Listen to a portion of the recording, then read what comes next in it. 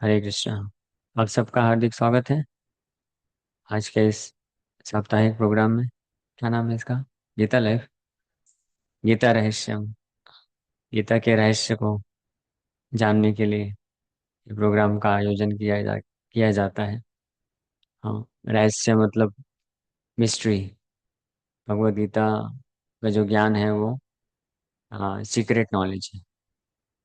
Rather we can say most secret.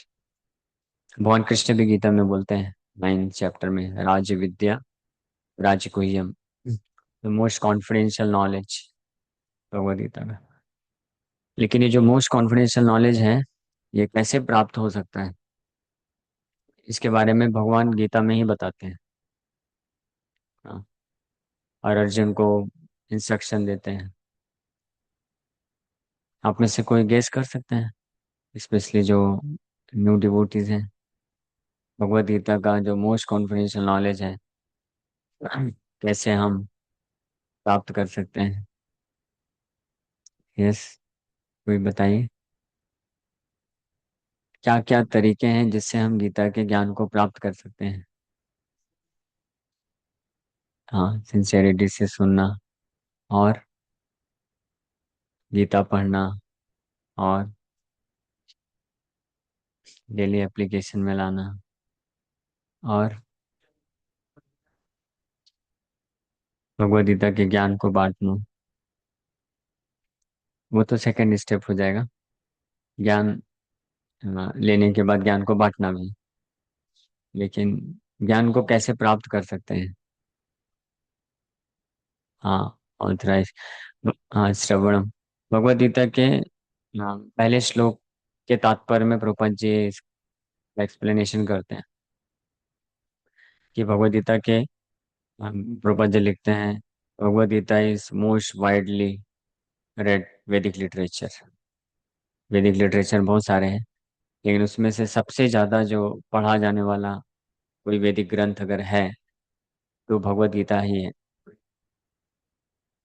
और और फिर प्रभुपाद जी आगे बताते हैं कि इसको कैसे, इस ज्ञान को प्राप्त किया जा सकता है। हालांकि बहुत सारी कमेंट्रीज हैं, लेकिन बहुत सारी जो जो कमेंट्रीज हैं उसमें वास्तविक गीता के ज्ञान को प्रकट नहीं किया गया है। हाँ, तो फिर भगवद गीता के वास्तविक ज्ञान को व्यक्ति कैसे प्राप्त कर सकता है, इसके बारे में प्रभुपाद जी बताते हैं कि by hearing from a bona fide, submissively hearing from a bona fide spiritual master. वही आज के हमारे क्लास का डिस्कशन का टॉपिक भी है। ये हम लोग, एक ग्रंथ है साइंस ऑफ सेल्फ रियलाइजेशन, जो प्रभुपाद जी के कन्वर्सेशंस, उनके टीचिंग्स के आधार पे कंपाइल किया गया है। तो इसका सेकंड चैप्टर नाम ही है choosing a spiritual master. Just like, अगर कोई व्यक्ति एक अच्छा डॉक्टर बनना चाहता है, एक अच्छा लॉयर बनना चाहता है, या एक अच्छा इंजीनियर बनना चाहता है, सो उसको एक बोनाफाइड अथॉरिटेटिव जो इंस्टीट्यूशन में एडमिशन लेना पड़ेगा, ऑथराइज बुक्स पढ़ना पड़ेगा। और फिर वो जो बोनाफाइड इंस्टीट्यूशन होता है उसमें बोनाफाइड प्रोफेसर्स होते हैं, आचार्य बोलते हैं। आचार्य का एक्चुअली में प्रोफेसर का मीनिंग भी है आचार्य, आचार्य बोलते हैं। तो बट वो प्रमाणिक आचार्य होना चाहिए, बोनाफाइड प्रोफेसर होना चाहिए, रिकॉग्नाइज्ड और ऑथराइज्ड बाय यूनिवर्सिटी। तो उसके जब हम एसोसिएशन में आते हैं तो हम एक अच्छा या बोनाफाइड सर्टिफाइड डॉक्टर, लॉयर या इंजीनियर बन सकते हैं। उसी प्रकार से एक बोनाफाइड प्रोफेसर, स्पिरिचुअल प्रोफेसर, उसी को स्पिरिचुअल मास्टर बोला जाता है। वो चूज करने की जरूरत है। फिर उनके माध्यम से उनके एसोसिएशन में रह करके हम स्पिरिचुअल नॉलेज को प्राप्त कर सकते हैं, गीता के रहस्य को जान सकते हैं। तो इसके बारे में, इसलिए हमारे पास ज्ञान होना, अंडरस्टैंडिंग होना कि वो जो bona fide spiritual professor, authorized bona fide spiritual professor क्या होता है, कौन हो सकता है, उसके क्या क्वालिफिकेशंस हैं, ये जानना जरूरी है। सही बात है ना। जस्ट लाइक कोई बीमार व्यक्ति है, उसको ट्रीटमेंट लेना है, तो किसी भी डॉक्टर के पास जाएगा तो काम नहीं बनेगा। हाँ, डॉक्टर तो हर कोई है। सही बात है ना। स्पेशली हम जिस समाज में रहते हैं, वहाँ पे तो हर कोई आपको, आपको खांसी आएगी एक, तो दूसरे लोग आपको बताएंगे को ये मत खाओ, ये ऐसा मत करो, वैसा करो। और कई बार बहुत सारे कंट्राडिक्टरी चीजें हो जाती हैं। मेरे को कोई भक्त बोलते हैं आप छाछ पिया करो, अच्छा डाइजेशन होगा। बोले नहीं, छाछ मत पिया करो। कोई दूसरा बोलता है छाछ मत, खट्टा मत खाओ, ये करो वो करो। बहुत सारे, तो इतना सारा कंफ्यूजन है, किसको फॉलो करें, क्योंकि मुझे तो मालूम नहीं ना इस शरीर के हिसाब से क्या सूट करेगा। तो बेस्ट तरीका क्या है, फिर एक डिवोटी ने बहुत ही मैच्योरली बोला, प्रभु आप सब लोग क्या क्या बोलते हैं अपने शरीर के हिसाब से बोलते हैं, आप अपने शरीर को लेके जाओ एक बोनाफाइड डॉक्टर के पास। वो आपको पूरा वेरीफाई करेगा, डायग्नोसिस करेगा, फिर आपको रिकमेंड करेगा कि आपके शरीर के लिए ये है, ये खाना चाहिए, ये मेडिसिन लेना चाहिए, ऐसे आपका लाइफ स्टाइल होना चाहिए। ओके। उसी प्रकार से स्पिरिचुअल लाइफ में भी, जैसे मटेरियल लाइफ में अनेकों अनेकों हमारे फील्ड होते हैं, हाँ, प्रोफेशनल लाइफ होता है, फिर अपना बॉडली जो चीज़ें हैं उसके लिए हमको एक bona fide authorize, knowledgeable, qualified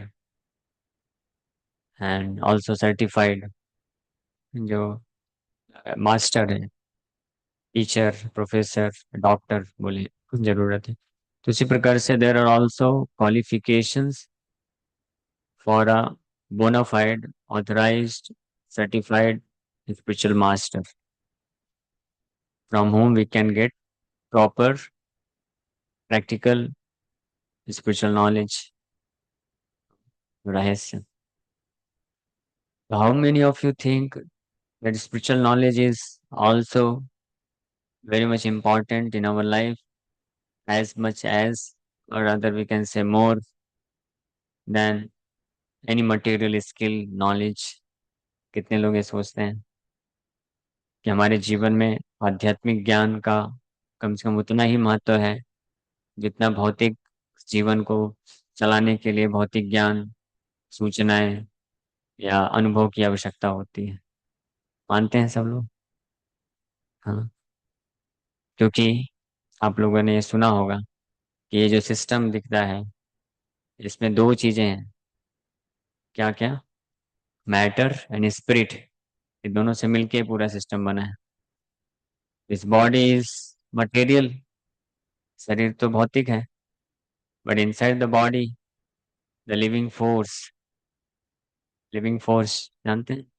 the living force because of which the body appears to be living, though the body is actually dead. ये डेड मैटर है ना। Body earth water fire air ether से मिलके बना है। और ये जो एलिमेंट्स हैं, ये क्या है? ये जो डेड मैटर है। So what makes this dead material body alive? Just like ये कुर्ता है। हाँ, कुर्ता क्या है, लिविंग है या नॉन लिविंग है? नॉन लिविंग है। So what is making this kurta appear to be living? The body, because a living person is wearing this kurta. That's why this kurta is appearing कि ये भी movement कर रहा है ना, कुर्ते में लाइफ है, ऐसा प्रतीत होता है। आपने वो कुछ शो होते हैं जिसमें कोई व्यक्ति दिखता नहीं है, लेकिन अपना ऐसा ड्रेसिंग करके रखता है, वैसे कपड़े पहनता है। तो कभी ऐसे एक शो आया था जिसमें एक ही व्यक्ति दो व्यक्ति का रोल कर रहा है अपने हाथ से, और एक और ऐसा ड्रेसिंग कर लिया था। तो वो जो कपड़ा वाला व्यक्ति है वो लग रहा है कि व्यक्ति है। क्यों? बिकॉज एक लिविंग पर्सन उसको मूव कर रहा है। तो इसी प्रकार से ये जो बॉडी है हमारा, इट बहुत मैटर से मिलके बना हुआ है, लेकिन the living person with in this body is making this body alive, ऐसा प्रतीत कराता है। इसलिए वास्तव में देखा जाए कि who is more important, the body और that living person who is known as soul, आत्मा जिसको बोलते हैं। लोग सबने सुना होगा ना आत्मा का, साइंस ऑफ सोल तो हो गया ना। तो आत्मा ज्यादा इम्पोर्टेंट है या बॉडी ज्यादा इम्पोर्टेंट है? आत्मा। A material body has no value without soul. But इसका उल्टा सही नहीं है। A soul has a lot of value without body. Rather, the soul has its actual value without body. हाँ, ये आत्मा जब तक भौतिक शरीर में है अभी तक उसकी वैल्यू बहुत कम हो गई है, मिनिमाइज्ड हो गई है। द डे और the time the soul is free from this bodily designation, free from this material body. The soul regains its original spiritual value और quality. सो वास्तव में देखा जाए तो आत्मा का ज्यादा महत्व है। ये भगवान गीता के सेकंड चैप्टर में भी बोलते हैं, आई थिंक टेक्स्ट 16। ना सतो विद्यते भावो ना भावो विद्यते सत्वा उभयोरपि दृष्टवन्तः तो अन्यो तत्वदर्शी भी। सो तत्वदर्शी भी का अर्थ होता है those who are seers of truth, जिन्होंने सत्य का दर्शन किया है, तत्वदर्शी भी। So they have concluded this, उन्होंने ये निष्कर्ष निकाला है। क्या? क्या निष्कर्ष निकाला है? ना सतो विद्यते भावो, ना असत विद्यते भाव। भाव मीन्स वैल्यू, मूल्य या इम्पोर्टेंस। ना, ना भाव, भाव नहीं है, वैल्यू नहीं है, इम्पोर्टेंस नहीं है किसका? असत। असत मीन्स सत एंड असत। सत मीन्स, सत मीन्स परमानेंट, इटर्नल।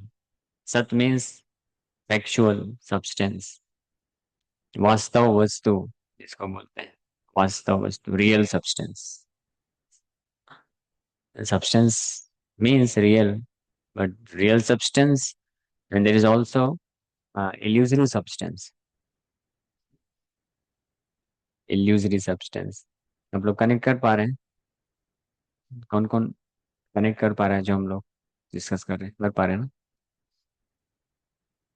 सो ये वास्तव वस्तु जो है, उसको, इसी को भागवत में भी बोला गया है। हाँ, वेद्यम वास्तव वस्तु पत्र शिवदम तापत्रय उन्मूलनम। वेद्यम means this Bhagavatam reveals the knowledge about factual substance, that is actually knowledge, ज्ञान। और अज्ञान का मतलब होता है to know about something which is not factual, something which is illusory। जो illusory, जो अवास्तव वस्तु होता है। अवास्तव means not real, false, false reality. आपको लग रहा है ये कॉन्ट्राडिक्टरी कैसे बोल रहे हैं, false reality? Yes, false reality. False reality का अर्थ होता है something which is actually false which but which appears to be real. Lord Krishna, Krishna's illusory energy is so powerful। भगवान कृष्ण की जो illusory एनर्जी है, क्योंकि कृष्ण से आई है, एंड कृष्णा इज 100% वास्तव वस्तु, एक्चुअल सब्सटेंस। इसलिए परम सत्य बोला गया है, absolute truth. So because he is sent person absolute truth, so something which is known as illusory energy, because The illusory energy is emanating from Krishna, the absolute truth, but illusory energy appears to be truth. हाँ, वो ऐसा प्रतीत होता है कि वो भी सत्य है. जस्ट लाइक ये material world, it appears to be truth, true, but actually it is illusory. It is a dreaming condition of a living entity.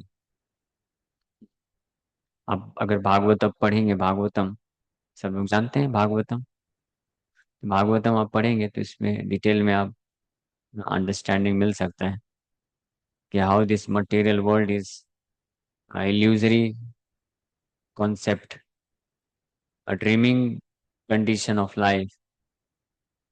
Though this material world is not illusion, but its conception is illusory. That is known as false concept of life, or in simple words, that is what is known as false ego. ठीक है, अलग subject matter है. तो main असतः न असतः विद्यते भावा. Asata means illusion, illusory.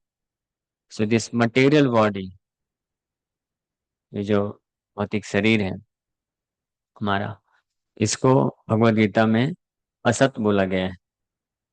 क्यों?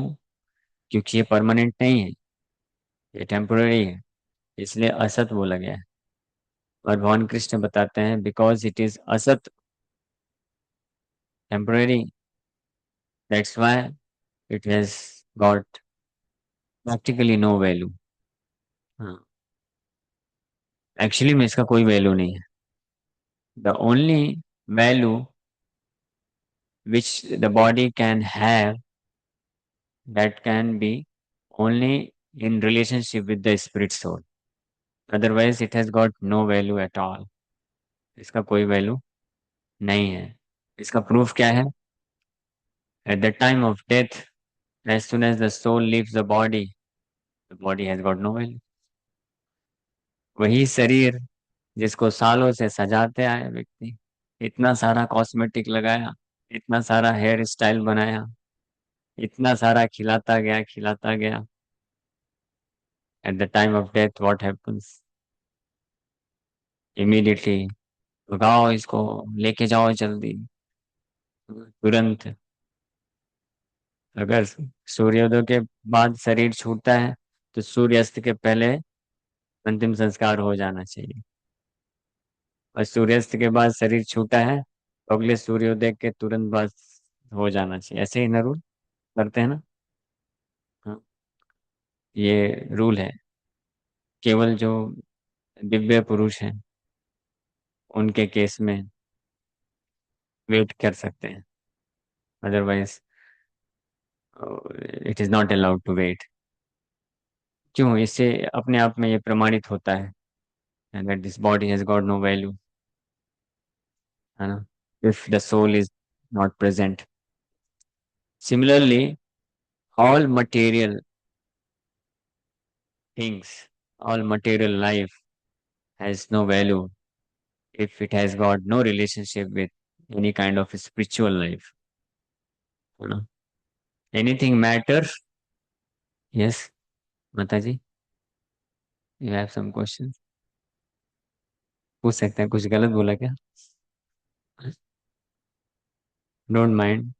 I'm not speaking about you. I'm speaking about the body, and we are not this body. आप लोग परेशान मत होना. क्या ऐसा कैसे बोल दिया? हम इतने समय से शरीर को इतना अच्छा देखभाल कर रहे हैं और आप ऐसे ही बोल रहे हैं कोई वैल्यू नहीं है. But actually it is so. We should understand that fact and accept it. The point is any matter, matter, material things, material activities, material relationships, material situations, material positions, anything जिसके prefix में matter लग गया, it has got no value at all. If there is no relationship or there is no touch of anything spiritual. समझ पा रहे हैं? This body is a material thing. ये भौतिक वस्तु है, ये शरीर. इसमें से अगर spiritual thing known as spirit soul अगर चला गया तो इसका कोई वैल्यू नहीं है. समझ पा रहे हैं? उसी प्रकार से any material activities we do. By the way, can any of you define what is material activity? भौतिक कार्य क्या है? हाँ. ओके. What else? हाँ. Earning more money, more material. What is material activity? Material activities means activities done by this material body, mind, intelligence. Activities or functions of matter are known as material activities.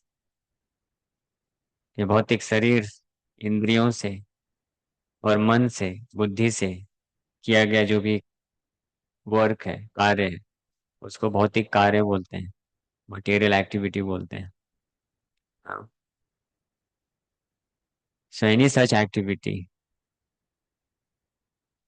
is so much valueless or useless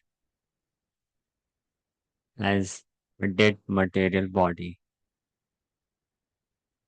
समझ पा रहे हैं? Accept कर पा रहे हैं?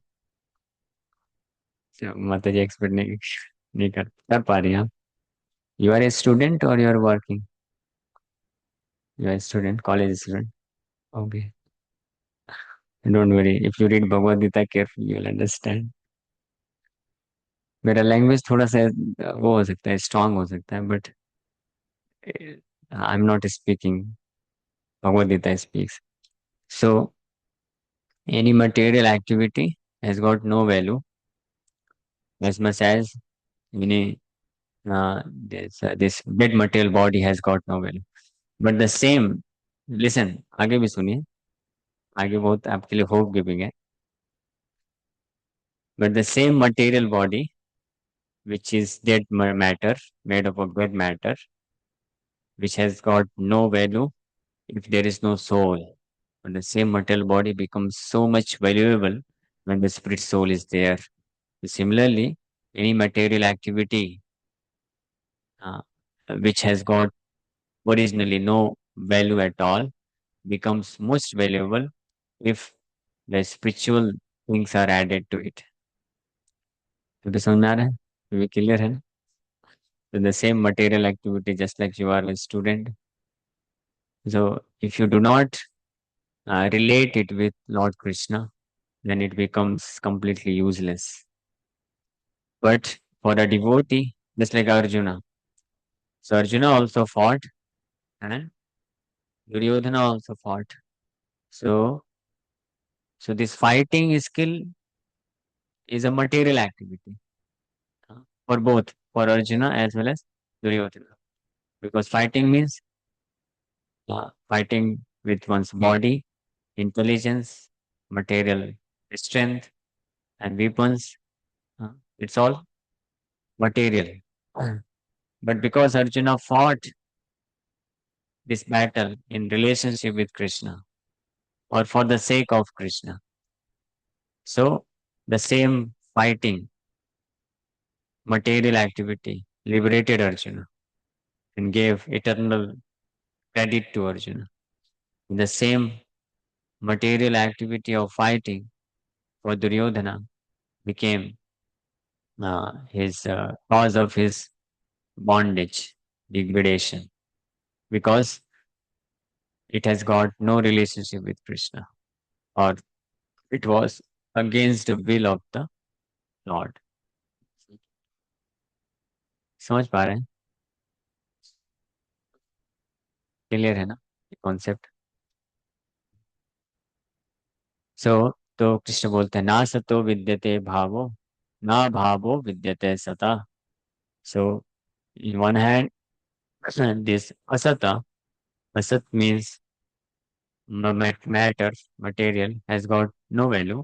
And on the other hand, na sato vidyate bhavo, na abhavo vidyate sata, na abhava vidyate sata. Sata means spiritual. It has got no abhav. कोई इसका ऐसा नहीं, कभी नहीं हो सकता कि इसका वैल्यू कम हो जाए. So whatever spiritual activity we do, or whatever activity which we do in connection with spirit soul,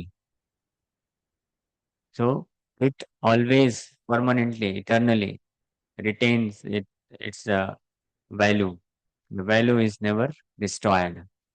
इसको कृष्ण गीता में दूसरे शब्दों में भी बोलते हैं, नेहा विक्रमो नाशो अस्ति प्रत्यवायो न विद्यते न यह विद्यते नाश प्रत्यवायो.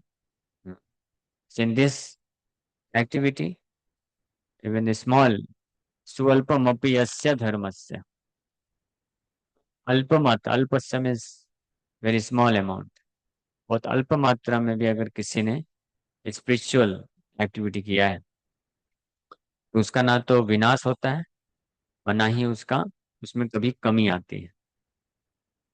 और मटेरियल जो थिंग्स होती है, मटेरियल वर्क होते हैं, क्या होता है उसमें समय के साथ कमी आते जाती है और अल्टीमेटली विनाश हो जाता है. Any material activity, any material things, we find this that it gets degraded and then finally it gets destroyed. But whether one's body, material body, uh, in young days, one looks very fresh, youth, enthusiastic, energetic, powerful, beautiful, intelligent, sharp, very. But gradually, the same enthusiasm, youthfulness, strength, intelligence, it diminishes over the period of time, and at the time of death it is completely destroyed. But that is not applicable to anything which has got a spiritual connection. The spiritual things, spiritual activities always retains its value as it is. Rather, over the period of time, it increases more and more. As Sri Chaitanya Mahaprabhu says, Anandam Buddhivardhanam Pratipadam Purnamrit Aswadanam. This process of Krishna consciousness is ever increasing like an ocean. It is always increasing, and Pratipadam, in every step, it gives complete satisfaction and bliss to the living entity, which any material object or material activity cannot offer. So, uh, this is regarding Vastav Vastu and Avastav Vastu, factual substance and illusory substance. So, in Srimad Bhagavatam, we were talking about uh, so, this Vedyam Vastava Vastu Sivadam Tapatraya Unmulinam. So, Bhagavatam is meant for giving real knowledge. Bhagavad Gita, Bhagavatam is meant for giving this real knowledge, Vastava Vastu. So, this kind of real knowledge requires a proper process to be followed. And most important aspect of this process is to choose a bona fide spiritual master. For this, we require to know the qualification of such a bona fide spiritual master or guru. So, what is a guru? First, I'll read it, then I'll explain. In all the Shastras, the scriptures, the Guru is described to be as good as God. But Guru never says, I am God. The disciple's duty is to offer respect to the Guru just as he offers respect to God. But the Guru never thinks, my disciples are offering me the same respect they offer to God, therefore I have become God. As soon as he thinks like this, he becomes a dog. ये प्रभुपाद जी के एक प्रवचन का statement है जिसमें बताया गया है in all the shastras, scriptures, so much importance for a bona fide spiritual master or guru has been given that uh, it is always expected from the disciple that he should respect or worship or serve a bona fide guru, not a dongi guru, bona fide spiritual master who is actually a true representative of God. So a disciple is always expected to serve, respect, and obey such a bona fide spiritual master or guru as good as God. Why it is so? Because a bona fide guru is a transparent via media uh, who transfers uh, the complete mercy of God in the form of transcendental knowledge specifically. Why a bona fide spiritual master is considered to be a representative of God? Because she transmits the transcendental knowledge as it is given by the Supreme Lord Himself. So, because he transfers the mercy of Krishna to his disciple, that's why he is respected as good as God Himself. Just like any government representative, if he comes to our place, so that is our duty to respect him as government. Uh, Similarly, God, uh, uh, Krishna's devotees who impart transcendental knowledge, just like Krishna imparted this transcendental knowledge to Arjuna. Similarly, anyone who purely represents Krishna and who is a pure representative, who transmits the knowledge given by Krishna as it is without changing, without diluting it, and without adding anything to it. You know, without diluting it means for the sake of pleasing his disciples or audience, a bona fide representative of God cannot hesitate to speak some truth which the people may not like to hear. That is his duty, that he must speak the truth as it is. This is one qualification required. And another is he should not add some of his own manufactured knowledge. Then he becomes a bona fide representative, a bona fide servant of God. And in this way, he can be accepted as a bona fide guru. So, in the scriptures, uh, uh, this relationship between disciple and guru is not on the basis of just sentiments. It's a very scientific relationship. A disciple must test a spiritual master before accepting him as his guru, and guru should also test his prospective candidate before accepting him as his disciple. As there are qualifications for the guru, bona fide guru, similarly, there are also qualifications for the bona fide disciples. And both of them should check these qualifications before accepting each other. So then only this guru disciple relationship is perfect, established, and then this transmission of pure transcendental knowledge, which is actually not different from Krishna, happens. And then the disciple can experience or can realize Krishna consciousness or the Supreme Lord Krishna. This is the process. That's why such a disciple, such a bona fide disciple, respects such a bona fide guru as good as God. So in Mangalacharan, we recited this verse.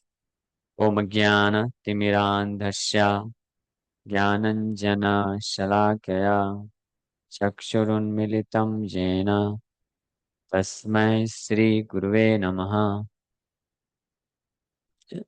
So I was born in the darkest ignorance, and my Guru, my spiritual master, opened my eyes with the torch of knowledge.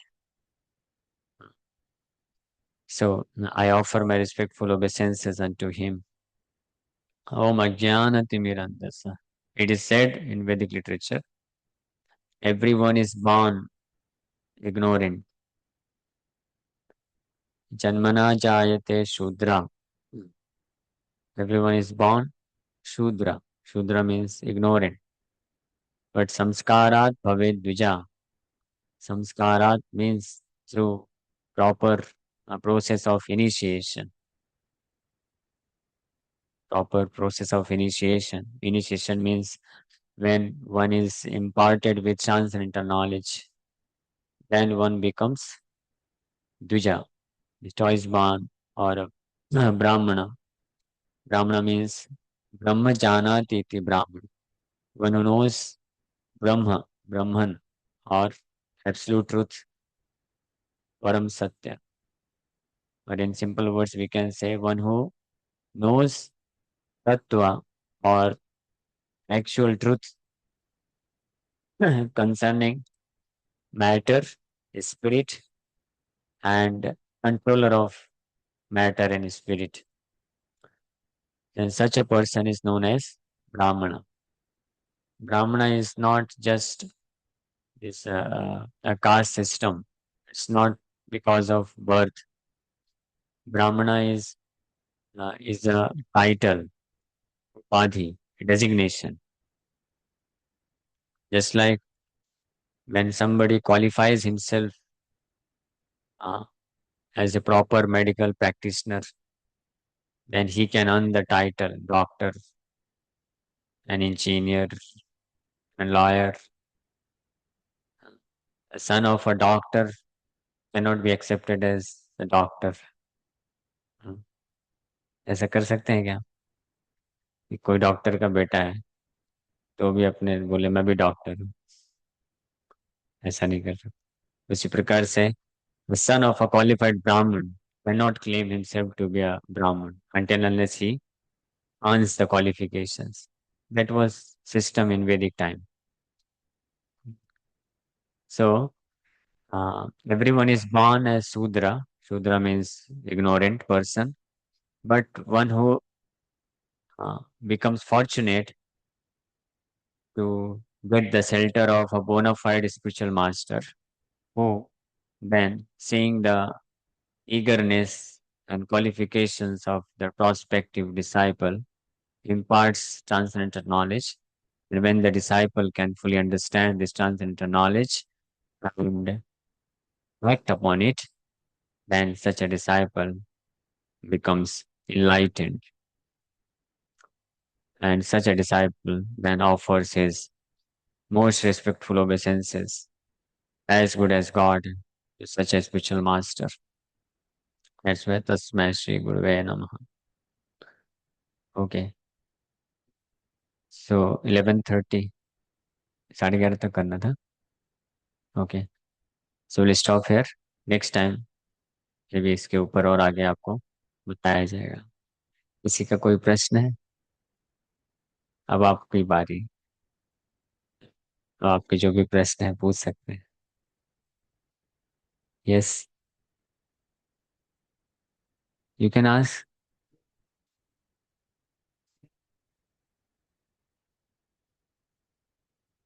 हाँ, that's why. Yes,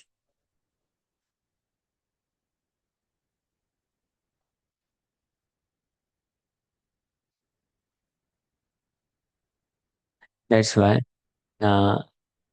there are few qualifications required in order to become a disciple or in order to choose a guru। जैसे कोई बीमार व्यक्ति है तो कुछ तो उसके अंदर नॉलेज उसके पास होना चाहिए कि किस डॉक्टर के पास जाना है। उसको प्रॉब्लम है नोज का, थ्रोट का, लेकिन वो चला गया पेट वाले डॉक्टर के पास, तो क्या करेगा? उसको अगर पता नहीं है कि ईएनटी डॉक्टर के पास जाना है, इतना तो उसको नॉलेज रखना पड़ेगा। सम बेसिक बेसिक अंडरस्टैंडिंग रखने की तो जरूरत है, तब वो प्रॉपर चूज कर सकता है। उसके बाद भी उसको पता होना चाहिए कि किस किस प्रकार के क्वालिफिकेशन के जो डॉक्टर हैं वो किस हद तक का ट्रीटमेंट कर सकता है।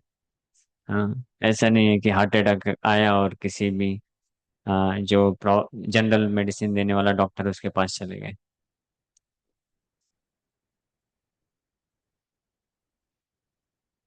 हाँ अच्छा, हाँ चलेगा, तब तो क्वेश्चन आंसर करके कीर्तन कर लेंगे।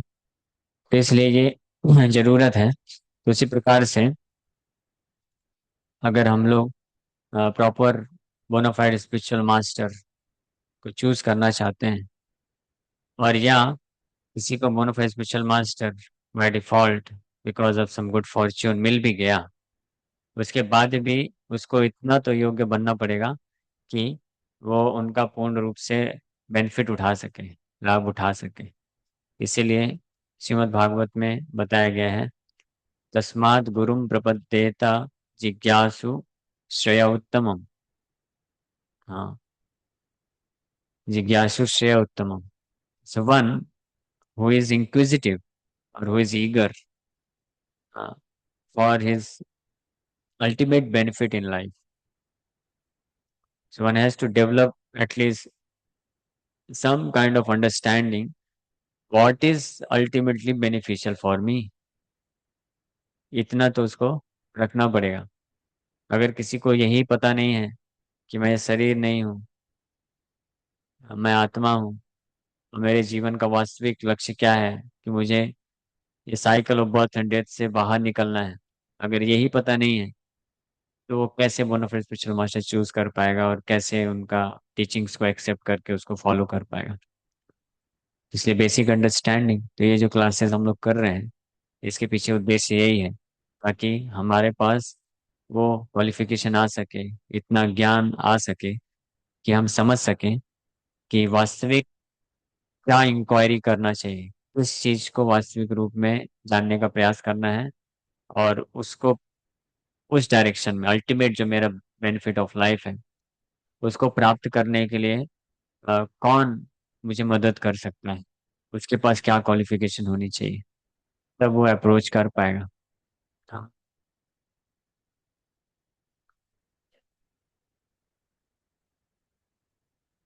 चैंटिंग तो किसी भी टाइम में कर सकते हैं, बट बेस्ट टाइमिंग इज ब्रह्म मुहूर्त।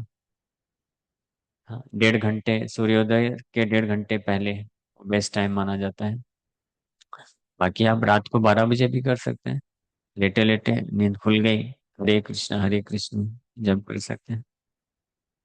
ठीक है, ओके। और कोई प्रश्न है किसी? हाँ, वेरी नाइस, गुड क्वेश्चन। वैष्णव गुरु की कृपा कैसे प्राप्त करें? तो उसके पहले हमको जानना चाहिए कि कृपा का अर्थ क्या होता है। जब कृपा जानेंगे तो प्राप्त करने की इच्छा होगी। हम्म, किसी को पता चले, पता रहेगा कि ये वास्तविक वस्तु है, मुझे इसको प्राप्त करना है, तब तो उस डायरेक्शन में जाएगा। तो कृपा का वास्तविक अर्थ होता है transcendental knowledge about supreme lord, and that transcendental knowledge about the process by which we can attain the supreme lord, वो है वास्तविक रूप में कृपा। दिव्य ज्ञान जिसको बोलते हैं, दिव्य ज्ञान हृदय प्रकाशित हो। तो गुरु या वैष्णव की वास्तविक कृपा है कि उनके द्वारा हम वो दिव्य ज्ञान प्राप्त करें, जिससे हमको समझ विकसित हो कि मैं कौन हूँ, भगवान कौन है, मेरे जीवन का वास्तविक लक्ष्य क्या है, और उसको प्राप्त कैसे करना है। इसको बोलते हैं कृपा। और ये कृपा कैसे प्राप्त होती है? केवल वैष्णव और गुरु का दर्शन करने बस से नहीं होती है। केवल वैष्णव या गुरु के चरणों को छूने बस से नहीं होती है। कोई वैष्णव गुरु है, उनके चरणों को छूने से, प्रणाम करने से, उनको हार पहनाने से, उनका दर्शन करने से पवित्रता मिलती है। सही बात है। We become purified. But that's not the real mercy. That is a part, small part of mercy, actual mercy. Actual mercy, जो वास्तविक कृपा है, वो क्या है? ये कोई वैष्णव, बोनाफाइड डिवोटी और बोनाफाइड स्पिरिचुअल मास्टर, उनके द्वारा हमको सुनना चाहिए। पहले श्रवण, first and foremost important thing कृपा को प्राप्त करने के लिए। लेकिन वो भी सफिशिएंट नहीं है, वो फर्स्ट स्टेप है, बिगिनिंग है। पहले तो सुनना चाहिए, सुनेंगे तो समझ में आएगा। उसके बाद सबमिसिव इंक्वायरी करना चाहिए कि आपने ऐसा ऐसा तो बताया, but please also tell me, guide me, this is my situation, how can I progress now. मैं कैसे प्रगति कर सकता हूँ? हाँ, क्या मुझे एक्सेप्ट करना चाहिए, क्या मुझे रिजेक्ट करना चाहिए? स्पिरिचुअल लाइफ में प्रोग्रेस करने के लिए आप मुझे गाइड करिए। So this is called submissive inquiry, and this is second step, but this is also not sufficient. And third and most important thing is we should ask, how can I serve you. मैं कैसे आप, क्या सेवा कर सकता हूँ? How can I assist you?